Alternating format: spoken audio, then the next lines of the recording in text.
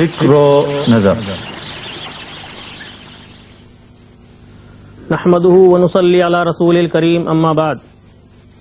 محترم ناظرین، السلام علیکم ورحمۃ اللہ وبرکاتہ. شارجہ ٹیلی ویژن کے دینی اور فکری پروگرام فکر و نظر کے ایک اور شمارے کے ساتھ ہم آپ کی خدمت میں حاضر ہیں. آج کی نشست کا ہمارا موضوع بہت اہم اور حساس موضوع ہے.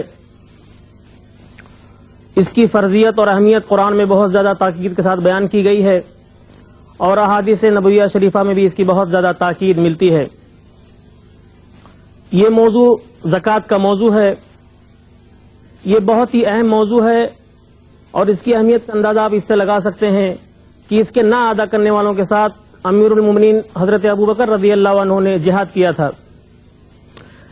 یہ موضوع بہت اہم موضوع ہے اور بہت پیچیدہ موضوع بھی ہے، بہت مشکل موضوع بھی ہے. اس پر بہت زیادہ معلومات اور بصیرت کی ضرورت ہے. اس موضوع کی وضاحت کے لیے، آپ تک اس کے بارے میں معلومات پہنچانے کے لیے اور آپ کو آگہی اور بصیرت ملنے کے لیے آج ہمارے ساتھ چند علماء کرام یہاں پہ تشریف رکھتے ہیں جو انشاءاللہ چند ہی لمحوں کے بعد اس موضوع کی وضاحت آپ کے سامنے کریں گے.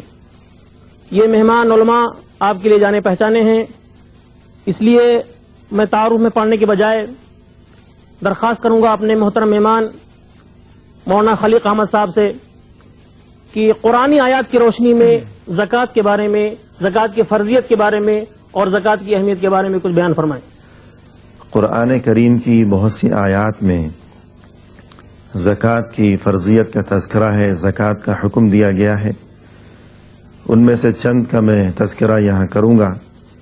مثال کے طور پر سب سے پہلے یہ آیت کہ ارشاد ہے کہ وَأَقِيمُوا الصَّلَاةَ وَآتُوا الزَّكَاةَ، تم نماز قائم کرو اور زکوٰۃ ادا کرو. یہ آیت قرآن کریم میں متعدد مقامات پر انہی الفاظ کے ساتھ وارد ہوئی ہے. 2 جگہوں پر سورہ بقرہ میں ہے اور ایک بار یہ سورہ مزمل کی آخری آیت میں یہی الفاظ وارد ہوئے ہیں. تو اس آیت میں اور اس کے علاوہ بھی یہ بات قابل غور ہے کہ قرآن کریم میں اکثر و بیشتر مقامات پر زکوٰۃ کی ادائیگی کے حکم کو نماز کی ادائیگی کے حکم کے ساتھ ملا کر بیان فرمایا گیا ہے. یعنی جس طریقے سے نماز ضروری ہے اسی طریقے سے زکوٰۃ بھی ضروری ہے. اور اسی لیے خلیفہ اول نے فرمایا تھا کہ واللہ لأقاتلن من فرق بین الصلاة والزکاة، یعنی جب وہ 2 چیزیں جنہیں اللہ نے اپنی کتاب میں ہمیشہ ملا کر بیان فرمایا ہے، تو اب اگر کوئی شخص ان 2 چیزوں کو جدا کرتا ہے حالانکہ اللہ نے انہیں ملایا ہے، تو میں ایسے لوگوں کے خلاف جنگ لڑوں گا. اور انہوں نے جنگ لڑی باقاعدہ مانعین زکوٰۃ کے خلاف.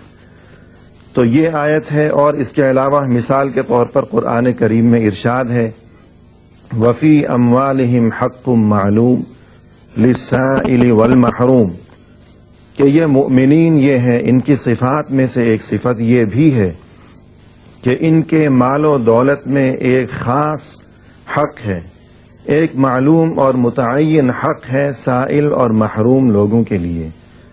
تو اگرچہ قرآن کریم میں نفلی صدقات کا بھی تذکرہ ہے، مگر یہاں خاص طور پر جو حق معلوم کے الفاظ وارد ہوئے ہیں، تو معلوم اور متعین اور مقرر حق اس سے مراد یقینی طور پر نفلی صدقات نہیں ہے، بلکہ صرف زکوٰۃ مقصود ہے جو کہ ایک فریضہ ہے. اس لیے کہ زکوٰۃ ہی میں ایک حق متعین ہے، مقرر مقدار ہے 2.5% مثلا.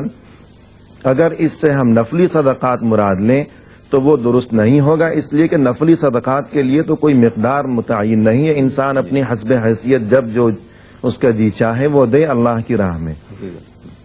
اور اسی طریقے سے قرآن کریم میں ارشاد ہے کہ خذ من اموالہم صدقۃ تطہرہم وتزکیہم بہا وصلی علیہم، یعنی اے نبی صلی اللہ علیہ وسلم آپ ان سے یعنی مسلمانوں سے ان کے اموال میں سے، ان کے مال و دولت سے صدقہ یعنی زکوٰۃ وصول فرمائیے تاکہ آپ اس عمل کے ذریعے یعنی ان سے زکوٰۃ وصول کر کے نتیجہ یہ ہوگا، حکمت بھی ساتھ ہی بیان فرما دی کہ آپ اس طریقے سے انہیں پاک اور صاف فرما دیں. اس کی تفصیل تو آگے بیان کی جائے گی. مقصد یہ ہے کہ ان کے دلوں کو بھی پاک فرما دیں حرص اور طمع اور لالچ وغیرہ کے امراض سے، اور ان کے اموال کو بھی پاک اور صاف فرما دیں. اس لیے کہ جیسا کہ حدیث میں ہے کہ جس مال سے زکوٰۃ ادا کر دی گئی ہو تو وہ مال پاک اور صاف ہو جاتا ہے، محفوظ ہو جاتا ہے، مبارک ہو جاتا ہے. تو یہ ان آیات کا خلاصہ ہے کہ جن میں قرآن کریم میں زکوٰۃ کی ادائیگی کا حکم دیا گیا ہے، یا زکوٰۃ کی فرضیت کے لیے یہ قرآن سے استدلال ہے. قرآنی آیات کے ذریعے ہمیں زکوٰۃ کی فرضیت معلوم ہوئی.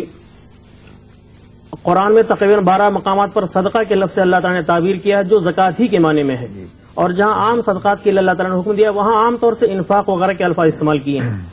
تو قرآن سے ہمیں زکوٰۃ کی فرضیت اور اہمیت معلوم ہوئی، اور قرآن کے بعد ہماری شریعت کا دوسرا اہم ماخذ یا مصدر سنت نبوی شریفہ ہے. تو میں جناب اپنے مہمان سے گزارش کروں گا کہ سنت کی روشنی میں، احادیث کی روشنی میں زکوٰۃ کی فرضیت اور اہمیت کے بارے میں کچھ ہمیں بتائیں.